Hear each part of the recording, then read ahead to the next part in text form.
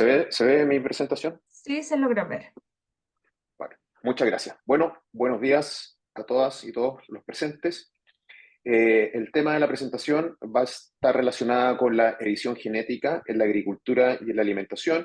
Y les voy a tratar de mostrar cómo en los últimos años herramientas biotecnológicas han tomado gran interés por parte de los países, por instituciones públicas y por instituciones privadas, para hacer frente a una gran cantidad de desafíos que hoy día está experimentando la agricultura a nivel global.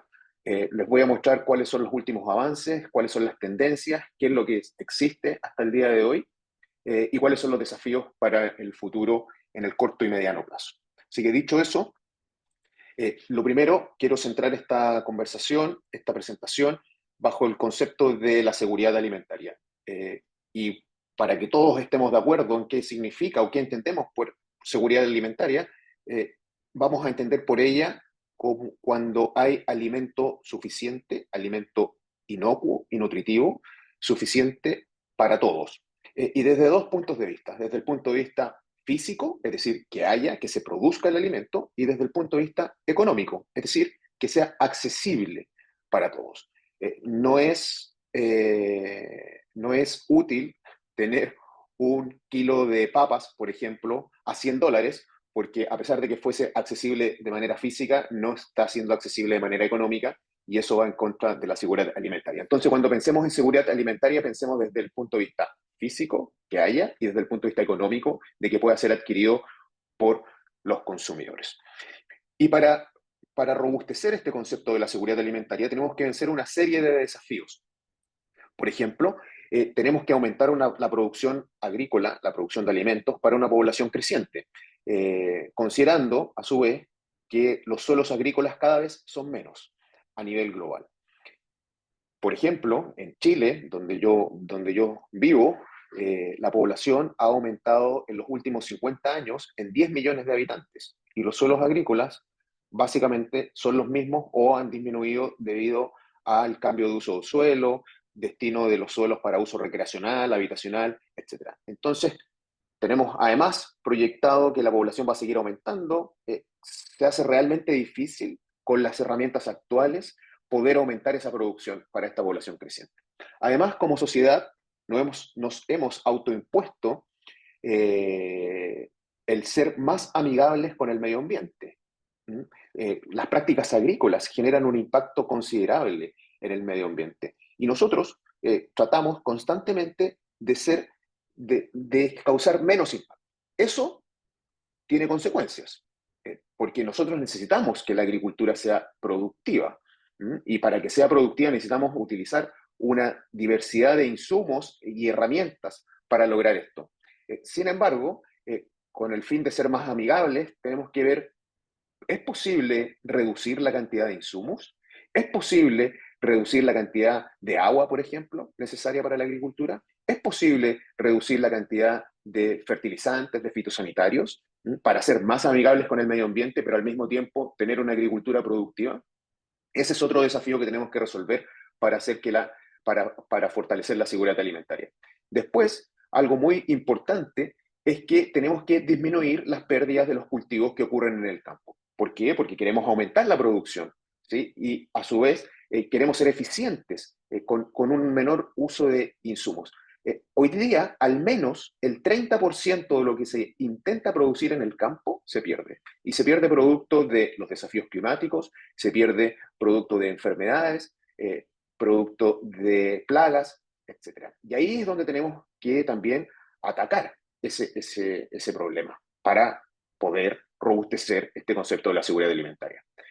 Después tenemos que agregar otro problema, que es que los alimentos que logran salir del campo, que se comercializan en los mercados, en los supermercados, en los almacenes, etcétera, llegan a nuestras casas, pero la FAO ha determinado que al menos el 40% de las frutas y verduras se botan a la basura.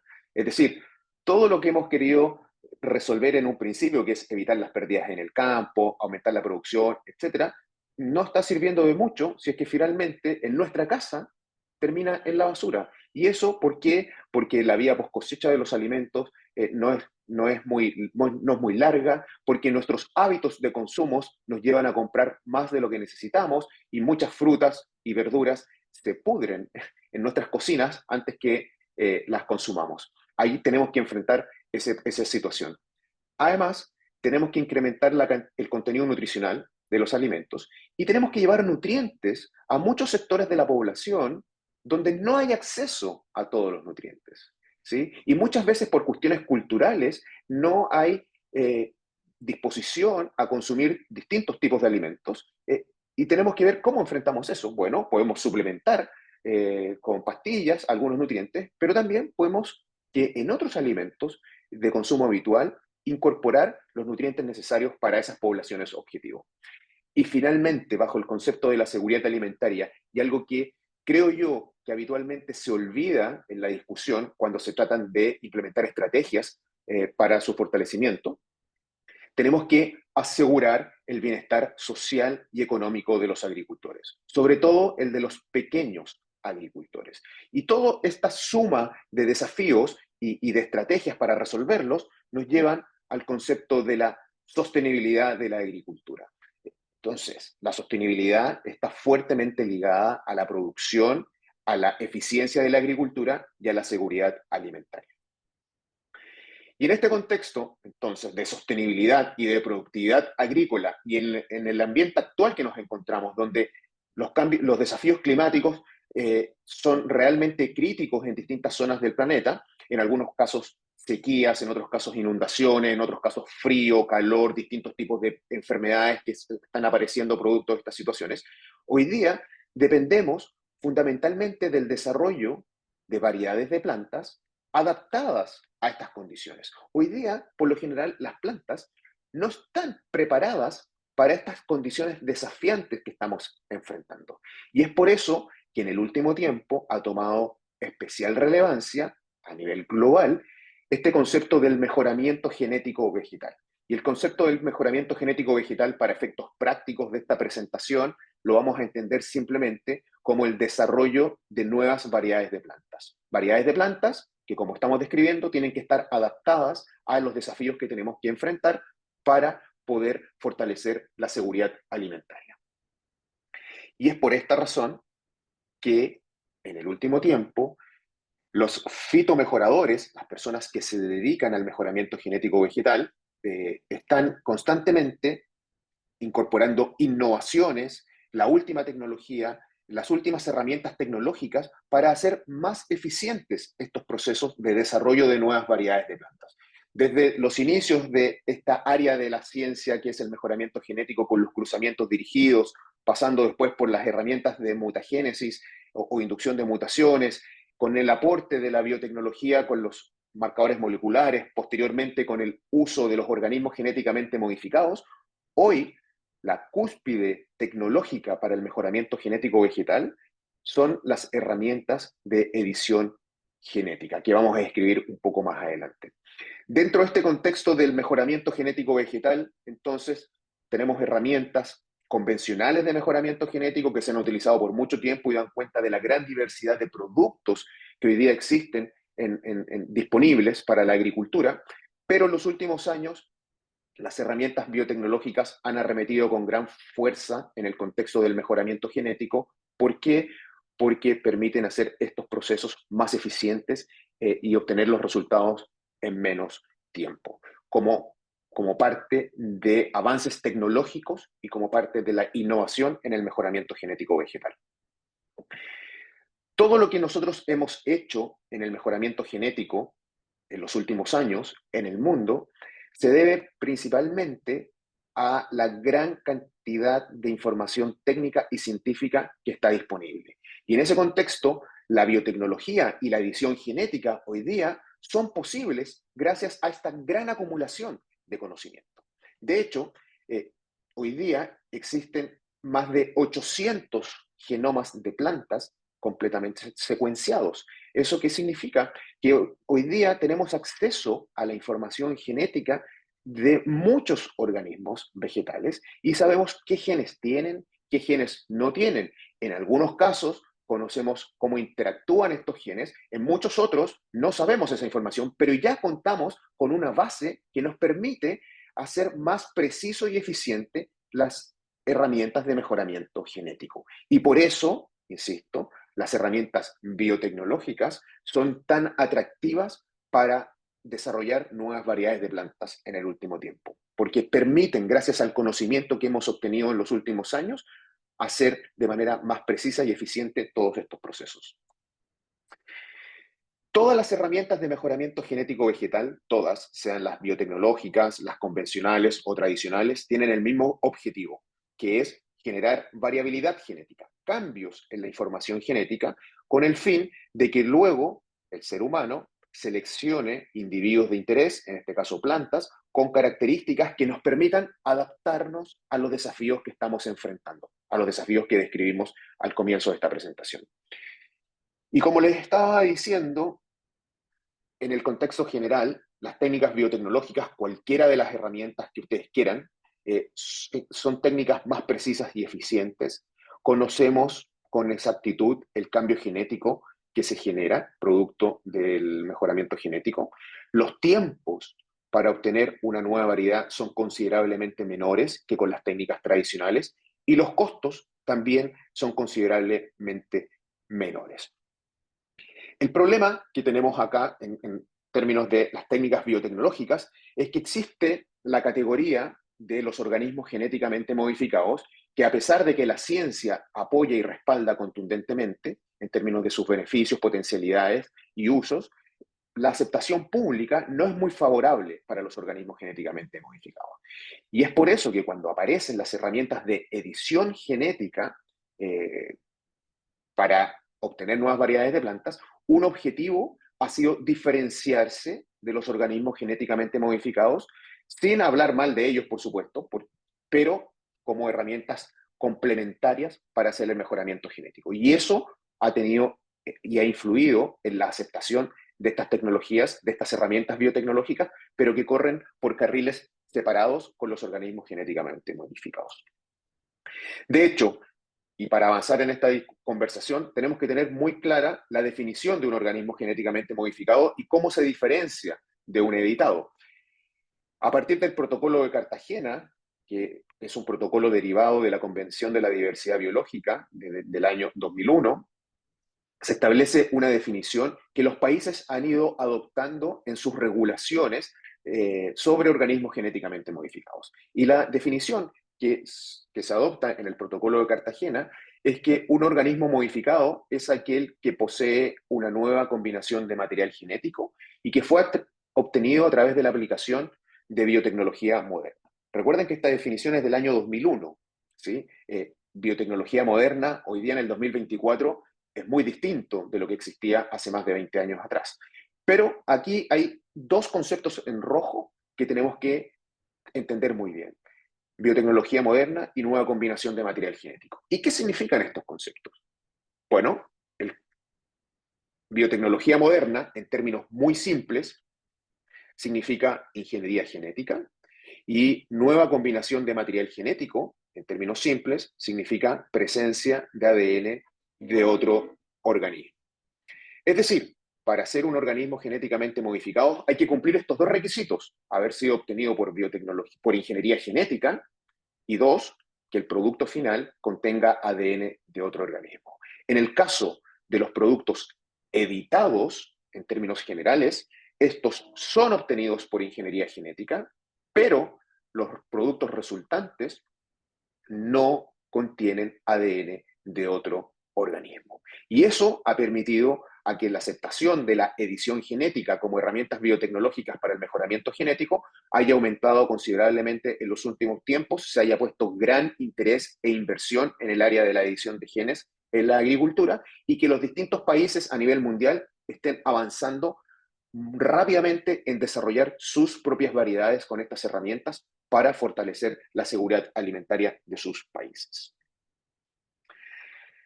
Solo como recordatorio a este nivel de la presentación.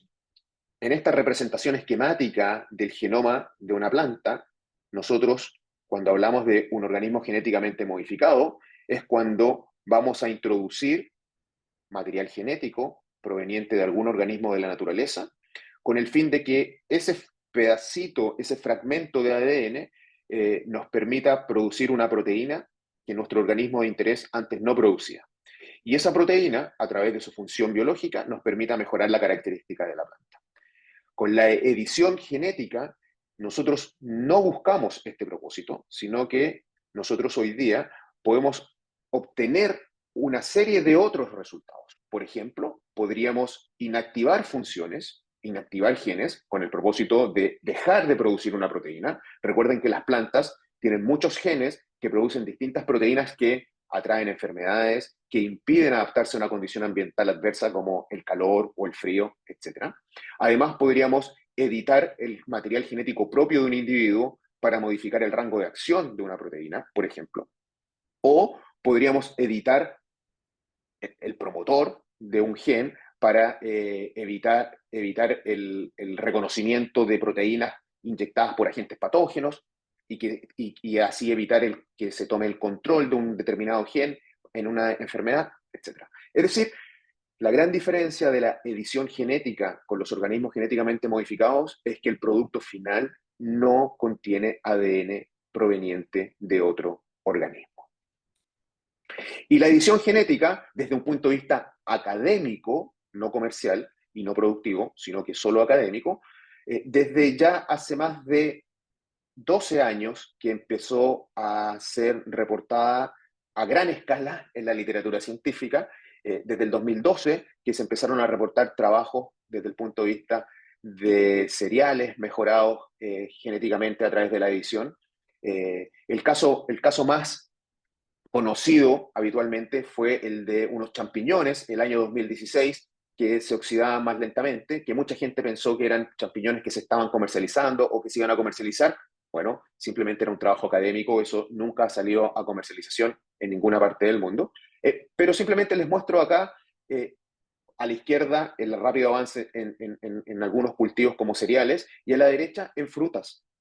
O sea, la edición genética explotó desde un punto de vista del desarrollo tecnológico y son variados e innumerables la cantidad de proyectos de investigación y desarrollo que hoy día se están llevando a cabo tanto por el sector público como por el sector privado. Dentro de las técnicas de edición de genomas existen muchas herramientas distintas, ¿sí? Yo aquí voy a hablar de una categoría de ellas, pero existen muchas otras categorías también. Dentro de estas técnicas de edición para el mejoramiento genético vegetal, y según las regulaciones que los países han ido adoptando, se han categorizado a las nucleasas sitio-dirigidas como una categoría de herramientas de edición de genoma. Pero, insisto, son una categoría dentro de muchas otras herramientas que están disponibles para hacer edición genética, ¿sí? Y dentro de estas nucleasas sitio-dirigidas, bueno, primero recordarle a todos que las nucleasas son proteínas que permiten cortar el ADN, y sitio dirigido significa que nosotros vamos a llevar esa proteína que permite cortar el ADN al lugar que nosotros queremos que se corte. ¿Y por qué? Porque en ese corte es donde vamos a hacer la edición genética. Ese es el principio de esta categoría de herramientas, ¿sí? Y existen muchas, valga la redundancia, herramientas distintas para hacer esto, ¿sí? Si hacemos doble clic acá, se nos van a desplegar muchas técnicas distintas. Yo aquí solo puse algunas, puse 6, por ejemplo, las meganucleasas, las nucleasas sin finger, Talent como otra herramienta de nucleasa dirigida, los sistemas basados en CRISPR, y recuerden que CRISPR va a depender su funcionamiento y su eficiencia de la nucleasa que utilicemos. Entonces hoy día tenemos CRISPR-Cas9, CRISPR-Cas12, CRISPR-Cas13, TPF1, etc. Esa es la nucleasa que nos va a permitir mejorar o no la eficiencia de todo este proceso dependiendo del cultivo con el cual estemos trabajando. Pero en resumen, en esta categoría, las herramientas basadas en CRISPR, en los sistemas CRISPR, son los sistemas de más fácil aplicación en cuanto a su diseño y su construcción. Necesitan el menor tiempo en comparación a las otras herramientas para su construcción. Necesitan el menor costo para su desarrollo y finalmente son los sistemas que cuentan con la mayor eficiencia a la hora de hablar de edición genética para el mejoramiento genético vegetal. Recuerden a su vez que las científicas que descubrieron o que describieron, mejor dicho, los sistemas CRISPR, se ganaron el premio Nobel de Química el año 2020, y desde esa fecha hasta ahora ha habido una verdadera explosión de aplicaciones y desarrollos con este tipo de herramientas. Cuando nosotros usamos edición genética con estas nucleasas sitiodirigidas, con cualquiera de las herramientas, ya sea CRISPR, Talent, Sinfinger o cualquiera de las otras que yo mostré, recuerden que el objetivo inicial era generar un corte en el ADN, como aparece en esta representación. Una vez que generamos el corte, nosotros podemos obtener distintos resultados, que son los que aparecen ahí descritos como SDN1, SDN2 y SDN3. Y eso va a depender de cuál sea nuestro objetivo. Cuando nosotros en el corte queramos introducir un fragmento de ADN, es decir, vamos a insertar material genético, nosotros estaríamos cumpliendo con la definición de OGM y nuestro resultado final sería un OGM. Entonces, en la literatura científica y desde el punto de vista regulatorio, la categoría nucleasa citodirigida 3 significa que con herramientas de edición de genomas se obtienen organismos genéticamente modificados. Pero eso no es lo que queremos, porque como dije al principio, queremos, por cuestiones de aceptación de la tecnología, diferenciarnos de los OGMs.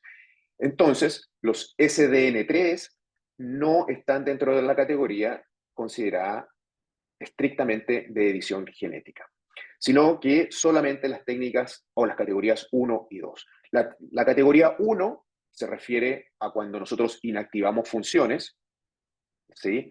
El producto de este corte y los sistemas de reparación de la célula. Y la categoría 2 significa que cuando nosotros hacemos mutaciones puntuales para editar, cambiar un aminoácido, 2 aminoácidos, 5 aminoácidos, etc. Tanto los resultados tipo 1 como tipo 2 son situaciones que pueden ocurrir en la naturaleza, pueden ocurrir de manera espontánea en la naturaleza, pero con azar, ¿sí? O sea, nosotros nos podemos sentar de brazos cruzados a esperar que ocurra algo como eso en la naturaleza. Puede ocurrir como puede no ocurrir, porque el azar juega un papel fundamental. Sin embargo, nosotros hoy día, con biotecnología y con estas herramientas biotecnológicas, somos capaces de reproducir esas situaciones, hacer el cambio genético específico, el que nosotros queremos, sin afectar ningún otro gen de todo el genoma de un individuo. Además, esto que les digo tiene otras consecuencias desde el punto de vista regulatorios, porque si estas categorías 1 y 2 podrían ocurrir de manera espontánea en la naturaleza, desde un punto de vista regulatorio, ¿cómo un regulador podría saber si un producto fue obtenido por biotecnología, por edición genética, o este ocurrió espontáneamente en la naturaleza? Entonces, también eso ha influido en la aceptación y en los enfoques regulatorios que vamos a ver un poco más adelante sobre este tipo de metodologías. ¿Mm? Recuerden entonces como concepto que con las técnicas de edición de genoma podemos imitar situaciones que ocurren en la naturaleza, pero dejamos el azar completamente de lado. Y también todo esto que yo les describo es cuando se empezó a hablar de CRISPR y cuando se hablaba principalmente de CRISPR-Cas9, que fue el inicio de la investigación y de las aplicaciones académicas y de investigación y desarrollo de estos sistemas de edición de genes.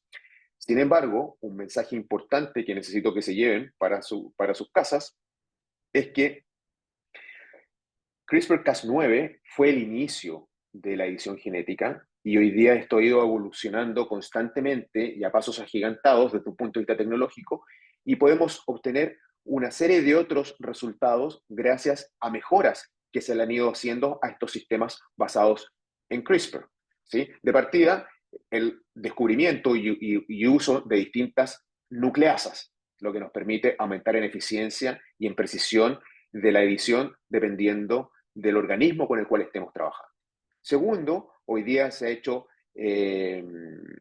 se han generado construcciones construcciones genéticas en base a CRISPR que nos permiten llegar a estas herramientas que hoy día se conocen como los base editors, en el cual podemos, basados en CRISPR, lograr editar un nucleótido en todo el genoma de un individuo sin afectar ningún otro nucleótido. O sea, imagínense cambiar un, una letra, en términos coloquiales, una letra en un abecedario que tiene 180 millones de letras, ¿sí? Sin afectar ninguna otra. Entonces, eso es muy relevante desde un punto de vista tecnológico y eso se debe a las innovaciones que se han hecho el sistema CRISPR. Y hoy día hay mayor precisión aún con otras mejoras que nos han llevado al sistema del Prime Editing, que son otras mejoras que aumentan en eficiencia y precisión de estos procesos. Entonces, simplemente que se vayan con el mensaje de que hay una evolución constante desde el punto de vista tecnológico y cuando uno habla de CRISPR, no se quede solamente con CRISPR-Cas9 y el corte en el ADN, que hoy día se pueden hacer muchas cosas más con este tipo de herramientas tecnológicas.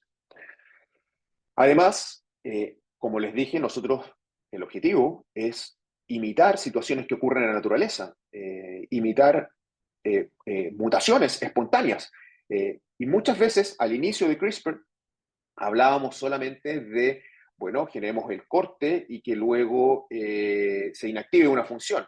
Y hablábamos de que cuando los sistemas de reparación normales de la célula cometían errores en la reparación, se lograba el silenciamiento. Sin embargo, hoy día se ha sofisticado aún más los objetivos y los resultados que se quieren obtener. Y cuando pensamos en mutaciones que ocurren en la naturaleza, hoy día tenemos inserciones, deleciones, inversiones, rearreglos más complejos, translocaciones, duplicaciones, etc. Entonces hoy día la tecnología, la edición de genomas está avanzando hacia ir a imitar este tipo de mutaciones que ocurren en la naturaleza y ya no solo quedarse con las inactivaciones de genes. Y eso también es un mensaje importante de retener. Como les dije, ha habido una explosión en el interés del uso de las técnicas de edición de genes, particularmente en el uso de CRISPR, de los sistemas basados en CRISPR, en distintos rubros. El motor de la investigación de toda esta área es la medicina. Ahí es donde más se ha invertido para el desarrollo de estas técnicas, sobre todo de CRISPR. Eh, y a partir de ahí se han tomado mucho del conocimiento para áreas como el diagnóstico clínico, como para los xenotrasplantes, como para microalgas, y por supuesto también para la agricultura, para el mejoramiento genético vegetal. Y aquí yo hice un collage con algunas empresas que hoy día han aparecido que se dedican a la edición genética en alimentos o en plantas, pero son los que me cupieron en la diapositiva. Ha habido una verdadera explosión de actores públicos y privados trabajando en esta área. De hecho, hace unos años, hace un par de años atrás, en la Unión Europea, se hizo un levantamiento de información para saber cuán relevantes eran estas herramientas de edición genética a esa fecha, hasta el año 2022. Y en esa época ya se habían detectado más de 60 cultivos distintos en los cuales se estaban aplicando distintas herramientas de edición genética. Se dieron cuenta, además, en esa época, de que muchas de las características en las que se estaba trabajando para mejorar, desde el punto de vista del mejoramiento genético, tenían que ver con aumentar el valor agronómico, como a su vez aumentar el valor nutricional de los alimentos. Pero algo muy relevante que se dieron cuenta también y que permitió acuñar un concepto que era el de la democratización de la ciencia. Y eso venía de la mano con que CRISPR, al ser una herramienta tecnológica desde un punto de vista técnico muy simple de utilizar y desde un punto de vista económico muy barata de implementar, permitía que todos los actores interesados, sean públicos o privados, tuviesen acceso a la tecnología para desarrollar sus proyectos de investigación o sus proyectos de desarrollo. Y eso a su vez impulsó la aceptación de la tecnología, gracias a la democratización de la técnica. Además, como estas herramientas son tan baratas en comparación a otras herramientas de utilizar, y son tan simples, ha permitido que en muchos de los cultivos que conocemos como los cultivos huérfanos, que son aquellos donde no hay mucho interés en trabajar, sí hoy día existan iniciativas para mejorar algunas características de interés. Entonces, en resumen, hace ya 2 años se encontró que se estaban aplicando a gran escala estas herramientas de mejoramiento genético, estas técnicas biotecnológicas, que habían muchos cultivos en los cuales se estaba trabajando, donde no solo el valor agronómico era lo relevante, sino que también la nutrición, y que se estaba empezando a trabajar en cultivos, llamémoslo así, olvidados por muchos, porque no había dinero para trabajar en ellos. Ahora sí se podía trabajar con mucho ímpetu en ellos, porque teníamos una tecnología de fácil acceso para trabajar. Posteriormente, el año 2023, en otro estudio realizado en la Unión Europea, se trató de analizar, bueno, cuáles son realmente las características que se están trabajando desde el punto de vista de las plantas, del mejoramiento genético. ¿Cuántos productos hoy día se están desarrollando? ¿En qué etapa están? Etcétera. Y se sacó una conclusión que fue bastante llamativa, porque hasta esa fecha se dieron cuenta que la mayor cantidad de proyectos de desarrollo que existían, independiente de la etapa en la que se encontraran, en la etapa de avance, la mayor cantidad de ellos correspondían a mejoras nutricionales de los alimentos, ¿sí? La mayor parte de ellos. La segunda categoría de interés, como pueden ver ustedes en este gráfico, tiene que ver con la tolerancia a estrés biótico, resistencia a enfermedades, y después venían características como los estrés abióticos, la resistencia a la sequía, al calor, o cambio de la estructura de la planta, etc. Pero lo más relevante fue que fue llamativo, que el gran interés estaba puesto en mejorar la calidad nutricional de los alimentos. Y esto eh, no es, no es porque sí, hay una respuesta a por qué se debe. Y es, si recuerdan ustedes al principio de esta presentación, yo les dije que eh, la biotecnología tenía una mala fama en general por el público, en términos de aceptación. Los organismos genéticamente modificados también tenían una mala fama, a pesar de que contaban con el apoyo técnico y científico. Y esto principalmente se debía o se debió a que la comunidad nunca entendió de buena manera los beneficios de la tecnología. Hoy día, con las técnicas de edición de genomas, se está tratando de que los consumidores perciban directamente los beneficios de estas herramientas y de esa manera aumentar la aceptación de la tecnología. Por eso, la gran cantidad de proyectos enfocados en mejorar la calidad nutricional de los alimentos. Y por supuesto está que también se avanza en las características agronómicas, pero un peldaño más abajo que estas características nutricionales. A su vez, otro componente importante es que, como ya les dije, los consumidores son beneficiarios de la tecnología, producto de estas mejoras nutricionales. Los agricultores también son beneficiarios con las mejoras desde el punto de vista agronómico, pero también la sociedad en general, porque existen una serie de proyectos que apuntan hacia la protección de la biodiversidad. Incluso en algunos casos hay ejemplos de proyectos que apuntan a evitar la extinción de algunas especies o variedades de uso tradicional de algunos países con este tipo de herramientas. Entonces, estas tecnologías prometen beneficios a todo nivel, tanto para los consumidores como agricultores, como para la sociedad en general. Sin embargo, cuando ustedes terminen esta charla y lleguen a sus casas y alguien les pregunte, pero bueno, ¿cuál es el principal beneficio de las técnicas de edición de genomas hoy?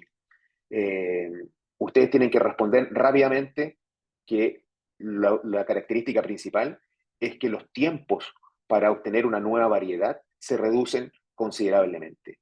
Incluso se habla de que, perdón, perdón, incluso se habla de que se pueden reducir los tiempos hasta en un 75%, para obtener una nueva variedad. Entonces, Cuando hablamos de técnicas de cruzamiento, con técnicas de inducción de mutaciones, que son técnicas convencionales, tradicionales de mejoramiento genético, hablamos de 10 años promedio. Depende del cultivo. O sea, si ustedes hablan de manzanas, Doctor, disculpe, le ¿sí? quedan 5 minutos. Sí, perfecto. Si ustedes hablan de manzanas, las manzanas, los proyectos de mejoramiento genético pueden durar 50 años. Con técnicas de edición genómica podemos demorarnos entre 4 y 5 años para obtener un resultado final. Ya existen productos comerciales obtenidos con estas herramientas. En Japón, a través de CRISPR, se obtuvo un tomate que se le inactivaron 2 genes y eso permite que acumulen un aminoácido y ese aminoácido está asociado a resolver problemas con la hipertensión arterial. En Estados Unidos se comercializa una variedad de soya a la cual se le inactivaron 2 genes con Talent, otra herramienta de edición de genomas, con el propósito de que acumulase altas cantidades de ácido graso omega 9 y esto se produce y este aceite se comercializa para consumo humano. Eh, Aceite enriquecido nutricionalmente. El año pasado, en Estados Unidos, se inició la comercialización de mostaza editada, que con CRISPR se inactivaron genes asociados al sabor de la mostaza. Las hojas de mostaza tienen un sabor muy fuerte, ese sabor se llama pungencia, que es un sabor entre picante y amargo. A través de CRISPR se inactivaron los genes asociados a ese sabor y las hojas de la mostaza hoy día no tienen esa pungencia, ese sabor picante. Eh, ¿Y por qué el interés en trabajar con estas hojas de mostaza? Porque las hojas de mostaza son una de las que poseen el contenido nutricional más alto de las ensaladas verdes. Por eso el interés en avanzar en estas tecnologías. Hace un par de semanas se liberó la comercialización de un cuarto producto editado en Estados Unidos, que son la lechuga de Green Venus, una iniciativa americana. Esta lechuga tiene oxidación retardada, se le editaron 5 genes, los genes de la polifenol oxidasa, mediante CRISPR, y lo que se logró fue de que se aumentó su vida post cosecha de 2 semanas a 4 semanas al mantenerse refrigerada, ¿sí? Entonces, evitando la pérdida y el desperdicio de alimentos. También ya se han anunciado productos editados que no se comercializan aún, pero que ya han sido desarrollados. Por ejemplo, estas imágenes son referenciales, ¿ah? No son verdaderas desde el punto de vista del desarrollo, simplemente para que se entienda el objeto de la edición. Eh, Paltos y bananos editados con oxidación retardada, ¿sí? Y esto, las ediciones ya se hicieron, pero ahora se está esperando que los árboles crezcan, den los frutos y se validen, ¿sí? Pero ya están desarrollados estos productos. Y existe una serie de muchos productos que ya han sido desarrollados y que podrían comercializarse en el corto tiempo. Por ejemplo, variedades de lechuga tolerantes al calor, capaces de germinar a 37 grados. Recuerden que las lechugas no germinan a temperaturas mayores a los 28 grados. Trigo apto para celíacos, al cual se le han activado 35 genes. O sea, imagínense el poder de la tecnología para que los celíacos puedan comer productos derivados del trigo. En China ya se han desarrollado vides resistentes a longobotritis, pero fíjense, se unió el Ministerio de Agricultura junto a una universidad para poder desarrollar este proyecto. En Norteamérica, y digo Norteamérica porque 2 países, Estados Unidos y Canadá, y tanto instituciones regulatorias de ambos países como universidades de ambos países, como empresas de ambos países, se unieron para desarrollar moras y frambuesas con mejor calidad nutricional. Acá en Sudamérica, fíjense en esta iniciativa donde instituciones americanas, francesas, colombianas, de asiáticas como de Filipinas, se unieron para desarrollar una variedad de arroz resistente a una enfermedad causada por una bacteria. Entonces les quiero transmitir que estas herramientas prometen tanto que ha llevado a la asociatividad de distintas instituciones y de países para lograr los resultados en menor tiempo. Existen otros ejemplos llamativos como este que les muestro acá, una variedad de tomate que luego de 36 días no presenta signos de pudrición y como pueden ver ustedes abajo a la derecha, simplemente inactivando 2 genes. Y lo más importante que los desarrolladores o los investigadores dijeron es que pusieron especial énfasis en que no se vean afectadas las características organolépticas del tomate y manteniendo su sabor y su calidad. Y eso se logró. En general, En el mundo ya hay más de 24 países, perdón, que han adoptado enfoques regulatorios favorables para la edición de genomas. En América prácticamente todos los países, algunos países en África, otros en Asia, etcétera. Eh, Bajo este enfoque de que con las técnicas de edición de genomas no se obtienen organismos genéticamente modificados, entonces son regulaciones distintas, y la regulación es que un producto editado es un producto común y corriente, algo que podría ocurrir en la naturaleza, y no necesita seguir regulaciones especiales similares a las de organismos genéticamente modificados. La Unión Europea, el año pasado, el Parlamento Europeo aprobó la adopción de estas herramientas. Sin embargo, encomendó a la Comisión Europea un reglamento que establezca los procedimientos de evaluación o de autorización de estos productos, y ese reglamento aún está pendiente. Entonces, en la Unión Europea hoy todavía no se pueden utilizar estos productos, pero ya es un buen signo de que el Parlamento Europeo dio el primer paso de aprobar las tecnologías, y ahora estamos a la espera del reglamento para su adopción final. En Chile, que es donde yo vivo, esto se utiliza, hay regulación, etcétera. Hay más de 40 productos que se han sometido al sistema regulatorio, y 37 de estos han sido considerados productos que no son organismos genéticamente modificados, porque hay que hacer esta evaluación. Eso es lo que se preguntan los reguladores. ¿Este producto obtenido por biotecnología es un OGM o no lo es? ¿Cuál es la discriminación? ¿Posee o no posee ADN de otro organismo? Si la respuesta es no, es decir, que no posee ADN de otro organismo, es un producto editado, es un producto común y corriente, no necesita regulación especial. Y Chile hoy día está liderando a nivel latinoamericano la adopción de estas tecnologías. Ya hay 4 iniciativas locales trabajando en estas, 4 iniciativas conocidas: Biofrutales, trabajando en frutales; Neocrop, trabajando en trigo; Meristem, trabajando en cerezas, y la empresa forestal Arauco acaba de anunciar la compra de una compañía americana, Treeco, para trabajar en edición genética en el sector forestal.